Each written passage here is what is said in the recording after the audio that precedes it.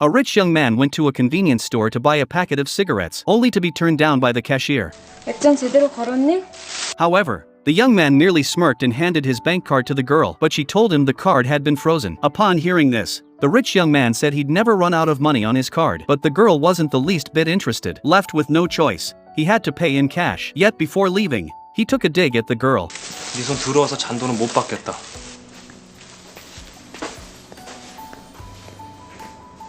Jack is a playboy who grew up with a silver spoon in his mouth. A few days ago, his grandfather passed away, and he became the sole heir to a vast fortune. However, he never expected his grandfather to have set him a trial. He must transfer to a high school in the countryside to complete his studies. Otherwise, the entire estate will be donated to charity. During this time, he was forbidden from using luxury cars or living in a mansion, and had to rely solely on himself to pass the test. Upon arriving at his accommodation, he was reluctant to attend evening classes, but there was nothing he could do about it. He couldn't understand why his grandfather was tormenting him like this. On his first day at school, he encountered that girl again. Lisa, as class monitor, explained to her classmates that Jack was a transfer student. But Jack took a strong dislike to these classmates. In order to leave this place as soon as possible, it suddenly occurred to him that if he were expelled, he might be able to graduate early. So he went straight up to the rooftop and picked a fight with the biggest lad there, landing a punch on him. That evening, he brazenly sought out the boy's parents and urged them to go straight to the headmaster to complain and have him expelled. However, the boy's father not only didn't get angry, but also had his wife bring out a table full of delicious food. He then said that as wounds heal,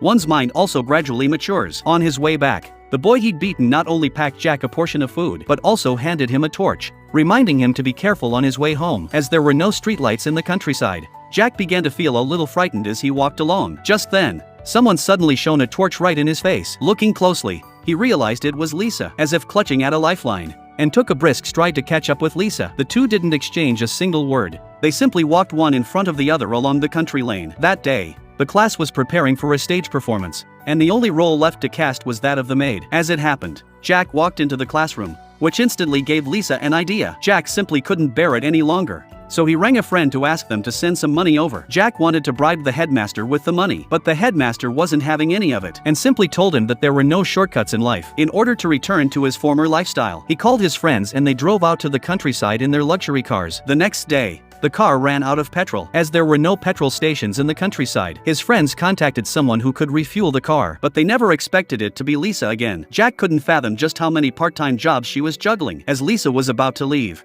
a woman deliberately made things difficult for her, insisting that Lisa clean out the ashtrays in their car before she could go. 네가 피운 걸 누구 버려버리래? At that moment, Jack didn't understand why he suddenly felt the urge to protect this girl. In the days that followed, Jack often